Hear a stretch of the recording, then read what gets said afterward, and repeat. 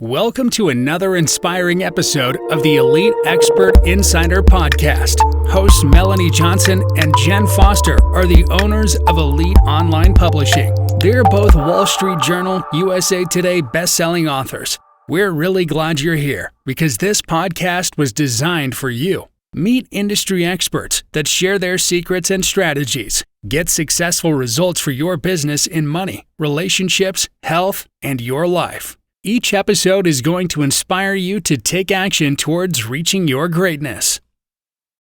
Hey everyone, it's Melanie Johnson with Elite Online Publishing, and I've got my business partner, Jenn Foster, here with me today. Hey, Jenn. Hey, how's everyone doing today? I'm doing fantastic. We have a super great show for you today. If you have been feeling like your company or yourself, you're outdated in technology, you're antiquated with your funding, maybe you have the wrong talent, your organization is resisting the change of all the tech that's out there, especially after COVID, well, you're in the right place today. We have a Wall Street Journal bestselling author who wrote Winning Digital Customers. Howard Tiersky is joining us today, and we're going to get to all of that knowledge coming right up. But first, make sure you subscribe to our podcast. And if you're looking to publish a book and want to be a bestseller, go to eliteonlinepublishing.com and see if you'd be qualified to work for us. Howard, thanks for coming today. Thanks for joining us. Yeah, well, thank you for having me. Well, tell us, Howard, how you got started in the digital space and how you evolved into this awesome company. Sure. Well, I've been in digital for decades. How I really got started was before the internet, if you remember such a time. You guys might not be old enough, but I am. And there was stuff like CD-ROMs and kiosks and laser discs and multimedia, we called it back then. And so I was doing that type of work for large companies. It was not nearly as strategic as the digital work we do today. It was just another tool in the toolbox of how you communicate and how you create experiences for customers or whoever. But I was in that space early on in my career. And as the internet dawned, it became this very simple additional tool in the toolbox to create these interactive experiences. Initially, you couldn't do nearly as much on a website as you could on a CD-ROM, so CD-ROM seemed superior in the very early days. I'm talking about maybe, the 1990, I don't know, maybe 1998, 1999, as you get to the year 2000 and beyond, it starts to become more and more interesting in terms of e-commerce and things like that. So I was there at the beginning and I was working at the time for a large company, Ernst & Young, which was big in the consulting space. And so then as they started to have clients that wanted to do online stuff themselves, whether it was just brochureware or starting to think about e-commerce, they were pulling me in because I was the closest thing they had to somebody who knew about this kind of stuff. And then of course that just gave me the opportunity to work with lots and lots of large brands when they were just figuring out what to do with digital. And I've really been in the space ever since. It's just been an ongoing journey as technology has allowed us to do more, as customers have expected more, as businesses have looked to do more and benefit more and more from the digital world. And today, of course, it's essential to survive. I've been just humming away, working with all kinds of brands, doing that kind of stuff for what now is, I guess, something like 25 years, as scary as that sounds. Wow. Yeah, I hate when that number pops up. You think you've never been doing something for quite that long. Well, tell us for a lot of us, what is digital transformation? Like some of us might think it's being on Facebook and having a social media imprint, but what is it and how do we know that we're doing it and doing it right? Sure. So a lot of times people talk about digital transformation in the context of companies, but I like to start first and with just the acknowledgement that we are going through a digital transformation of the world. And no matter what business you are in, your customers are going through a digital transformation. And what does that mean? It means that we are living a lifestyle that is increasingly digitally centric. And by the way, we're also living, I like to call a work style, which is increasingly digitally centric. And we saw that on both fronts, whether it's getting your groceries or doing your meetings with your team or how you collaborate or whatnot, all of that accelerate further with COVID when some of our non-digital ways of doing things were taken away from us. And so when your customers are changing that much, no matter what business you're in, whether it's plumbing or you're a restaurant or you're an accounting firm, or no matter what business you're in, if your customers are changing that much, if you don't change, then you're going to get out of step. You're no longer going to be relevant to them. You're no longer going to seem like you're meeting their needs. And when that happens to companies, that's when they become Kodak. That's when they become Western Union. That's when they become Blockbuster. And so, my book I called Winning Digital Customers, the Antidote to Irrelevance, because I first of all see that so many customers are becoming digital customers, which is just that digital transformation. Their lifestyle has changed, which is why you need to do something to avoid the irrelevance which occurs if you don't change enough to essentially keep up with the changing needs of your customers. And so to me, digital transformation for a company is really just that. And there's a great Jack Welch quote that I think was prescient. It's from the 80s when Jack Welch was the CEO of General Electric. And he said at the time, when the speed of change on the outside exceeds the speed of change on the inside, the end is near. And while at that time, the speed of change on the outside wasn't nearly what it is today, I think almost every large enterprise would agree today with the idea that they're not able to keep up with the speed of change internally as fast as what's happening on the outside. It's exhausting. Sorry, go ahead. It's exhausting. Yeah, it can be. It can also be a lot of fun. It can also be, the biggest opportunity that a company has to grow and get themselves to the next level. It all depends. It's exhausting, especially when companies don't staff it properly, when companies don't invest properly. And so somebody is left saying, well, okay, I'm in charge of digital, so I guess I have to keep up, but I have to do it with the resources I have. It's like if I said you had to go to the moon and all you had was the stuff you have in your kitchen to get there. A lot of people are put in a situation where they're just not set up to succeed. And one of the topics I focus on in the book is how to pitch digital transformation and how to get your organization to recognize how critical it is, to understand the magnitude that's needed, and to really support. Now, you have to support not only the general idea of change, but the specific change that you're looking to drive. Yeah. Because in many cases, the price tag may seem very high. And therefore, of course, listen, nobody writes a big check without a good reason. You need to be able to do a good job of teeing up that reason so that you can get the resources necessary. It's still going to be a lot of work, but maybe a little less exhausting if you have the right resources. Yeah. I think that's really key too, because a lot of times people will do something that they think that they're done. Oh, we just need an app. So then they think they're done.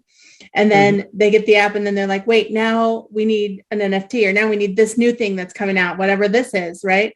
So it is that change constantly. Like that quote is right on point. And I've heard that multiple times before. That's a great quote. Yeah. So how do you know when you're a company, when it's done? Like, is your digital presence ever done?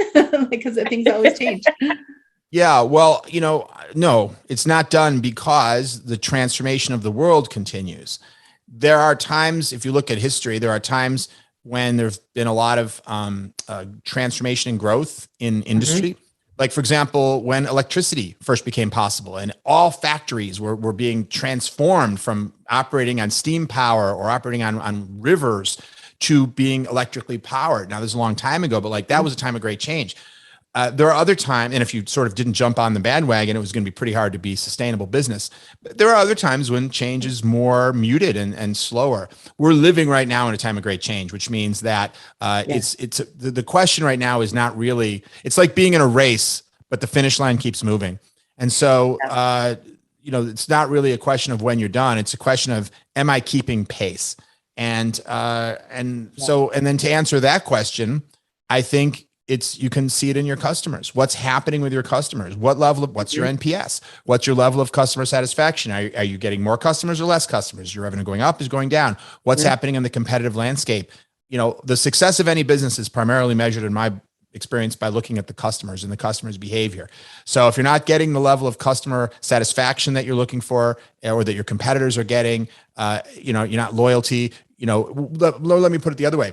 When you are doing it right, you've got customers saying, I prefer you to other brands. I'm willing to pay a little bit more than other brands. I appreciate you more than other brands. I have a warm, positive feeling towards you. And these are all things you can measure with research. Yep. So you talk about mapping and thinking and designing it out. Is that like the first step? You have a 5-step methodology. Is that part of the methodology to figure out how you should do it? Yes, but that was a trick question, because no, that's not the first step. That's the second step. So the first step is understand your customer. As I was saying a moment ago, so much of business success is about driving customer behavior. So, if you wanted to sell me something, if you just start talking with your sales pitch without knowing anything about me, you'd have to get kind of lucky to be able to sell me on something, probably. Yeah. On the other hand, if you want to be effective, not just at selling something, but building a great relationship with a customer, the more you understand about them, the more you're going to be able to tailor your marketing, your products, your services, everything to really meet their needs. If the goal is to meet and exceed your customers' needs and you don't know what they are, then you're really, you're battling at windmills. And most companies, I estimate, and I've worked with, scores of companies, I would estimate that most companies understand their customers at about 50 to 60% level. Of course, they're not completely clueless about their customers. They interact with their customers all the time. But do the people who interact with their customers every day, all day long, are they the ones making the decisions about the marketing campaigns and the products and whatnot? Or are they at the home office, only once in a while going out and meeting a customer? And that's usually the case. And so a lot of what we do at my company is work with our clients to do different types of research, ethnography, surveys, interviews, and other things to make sure I'm looking at data, of course, make sure we really understand, have our finger on the pulse of what the customer is thinking. What are their hopes and dreams? What are their fears? Yeah. Why do they buy from you when they do? Why do they choose not to buy from you when they don't? What is their genuine level of satisfaction along the course of purchasing? What are the scenarios in which they're most satisfied and least satisfied? When you start to understand those things, it becomes a lot easier to figure out, well, how should we improve the process? How should we improve the journey? How should we improve the product? Man, you nailed all those questions so fast, but I'm thinking someone needs to record that, write it down. We recorded it, but you need to go back and listen to this again. I was going to say, I hope the record button is on. Yeah, we recorded, but I guess what I'm telling my listeners, you need to go back and re-listen to it and write these down and ask these for your company. And those are hard questions. A lot of times it's painful for us to go through and answer all those questions for our company because we don't know the answer to a lot of those. Right. Right. And that's a big reason why I wrote my book, because you don't very often, first of all, the first step is, it's like the old, the first step is to realize you have a problem, right? The first step is to kind of really be honest with yourself and say, we maybe really don't understand our customers as well as we should. And have the right kind of humility about that. It's tough to really, how well do you even understand your spouse, honestly, you know? And therefore to believe that you really understand your customer it's kind of a hubris, unless you've just recently done a tremendous amount of research. And especially now with COVID, because people have changed so much, their needs and desires, not in every way, but in many different ways. And so their behaviors have changed, their habits have changed. And so, if you're not constantly researching and assessing what's going on with your customers, you almost certainly don't understand them. And then beyond that, when you're trying to answer the question, well, how can I understand them? Here's the good news.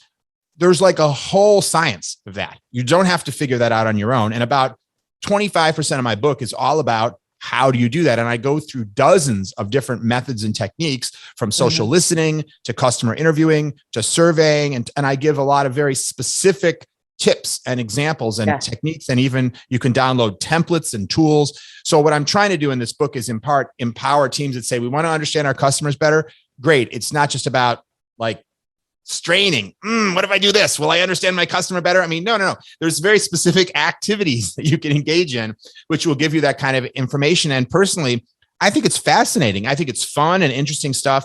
And then once you understand those things, it becomes so much easier to figure out what to do. Yeah. Well, I love that you say survey. Oh, sorry, Melanie. Oh, go ahead, I was just going to say, I love that you say survey, because your customers change just like technology changes. So your customers are evolving with the times. And so doing those surveys and understanding what your customer needs are, and if they change, right? It might be that they do change over time. So you got to, you got to make the app, or you got to have a digital portal, or you got to have something where they can get the information that they need, or the tools that they need. Yeah. And surveys are a very powerful tool. We use them all the time. And two key points I'll make about them. One is you have to know how to write a survey properly. Because you can write a survey and the way you word the questions or the way you provide the answers can either confuse people. And then if people don't understand what they're answering, or they don't understand what you're asking, imagine how useful the data is, zero. Yeah. And furthermore, you can write questions in a way that lead people and encourage them to answer one way or the other. And you don't want to do that either, because you want to know the truth. You're not trying to, sort of prove something. You're really trying to find what's going on. And the other thing I'd say about surveys is, there's in research, we often talk about qualitative research and quantitative research. So surveys generally are quantitative research. What's great is you can get to a lot of people and get a lot of numbers. X percentage of people said A, B, or C. But I like to precede that with qualitative research because then that gives you insights that you don't expect. Surveys, in other words, the qualitative research, when you just start observing customers or talking to them, can lead you to insights about things that you weren't even on your radar. And now you know what to ask about. Whereas, if you just ask an open-ended question like, how satisfied are you with our product? Let's say you find out 7 out of 10 people are satisfied. What are you going to do with that? How can you fix the product? You need to be more specific, of course. And then sometimes if you've observed a bunch of customers having different types of challenges with the product, then, is this an issue for you? Is this an issue for you? Because let's say I go out and observe 15 customers using my product, and let's say 3 of them have a particular problem. Well, that's 3 out of 15. So I could calculate that and say, okay, well, that's 20% or whatever it is, 25%. Well, anyway, can't do the math in my head, but is that really representative of the whole? Probably not, because it's a small sample size and it may be skewed, but at least I know there's an issue. And now I can do a survey with a much larger group and now find out, okay, of 1,000 people I surveyed, maybe it's only 2% that have this problem. It just over-indexed in my sample, or maybe it's the other way. It's even more prevalent. So that power of combining qualitative and quantitative research gives you really great, both rich, deep insight and then quantification. Okay, so now that I know my customer, I feel like I've really done my research, I've done my surveys. What's the next steps? Well, that's when you want to start to envision what's that future state customer journey? What does it need to be? And it takes the willingness to say, when you have an existing business that already has processes and locations and, cash registers and an app and a website and all these things, of course, the answer you'd love to hear, you think the answer you'd like to hear is, we're really close. We don't have to change too much. You'd really like to see that because, if you have to have a complete change of everything, that sounds like it's going to be a lot of work. On the other hand, I guess I'd point out that if you conclude you're really close, then the upside to generating more revenue and more customer satisfaction may not be that great either. So when you realize that you have a big gap between what your ideal customer experience is and where you are, it also means you have a lot of upside potential. And so the step here is to really think about, if I were rebuilding this business from the ground up, based on everything I know now, without worrying about the fact that, oh my God, if we change that, we'll need a new CRM system, or we have a lease on this facility. What can we do? Forget all that. Just say, if I was building this business now, based on everything I know now, for the world it is today, and as the world as I predict it to be over the next few years, how would it be? How would it work? And almost inevitably, the answer is going to be, well, far more digital. And so you map that out. And we like to do a storytelling form of a journey map where we break down the customer buying life cycle into stages. So maybe there's a shopping stage and there's a purchasing stage, and then there's a period where they're waiting for the product to arrive, and then they receive the product. There's a period of learning to use the product, and then a period of using the product. And then there's a point the product breaks down, and then there's a point that they have to renew, or maybe they have to buy supplies. The exact set of steps is different for insurance than it is for an iPhone, than it is for, a new home. But nevertheless, usually you can define 5, 7, 8, 9 steps of that process. And then for each of those steps, you want to tell the story. Well, how should it really be? How should we want people to be learning about our product? How do we want them to be shopping and evaluating? And you want to do that in the context of their needs, right? Like I might sit here and say, well, here's what I want. I want people to only know about our product, always want to buy it first, never need to do any evaluation, pay any amount of money. Yeah, okay, but that's not consistent with their needs, right? The research has told us that they need to understand what the product does first. They need to know how it compares to competitors or whatever it may be. So thinking about, even in the sales process, your goal is to meet the customer's needs, the needs they have around making a decision. And then, of course, the needs they have around using your product, each of those stages. So how can you create that in the optimal way? And that is a creative process. You do ideation. And part of what I provide in the book is different exercises for how do you bring a team of people together and get them to be at their most creative? How do you do competitive research? How do you understand the technologies that are out there that you might be able to use, whether that's AI or drones or 3D printing or virtual reality? We have so many tools at our disposal now. And so, it's hard to describe. It's hard to, give the full set of directions on a podcast, which is why I wrote a book. But it's that creative process of ultimately coming up and saying, you know what, when it's all done in the future, 18 months from now, 36 months from now, whatever it is, here's what I want to happen. The customer comes into the store, this happens, then that happens, and that happens. That's the story that I want to make real. And when you read that story, hopefully you find it inspiring. Hopefully you intuitively can feel that we're going to make more money. If we could provide that kind of experience to a customer, we're going to create more preference. We're going to create less price sensitivity. They're going to want to come back. They're going to want to tell their friends. And of course, you can do research to validate that as well. You can go back to customers and lay out for them a potential future scenario and find out how it impacts their propensity to buy.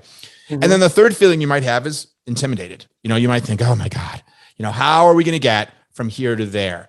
And then that's kind of the next step of the process, which is, well, you have to build it. You have to break it down into pieces, prioritize it, create a roadmap, work on the chatbot. Then you're going to work on this piece. This piece, you're not going to get it all done in one day.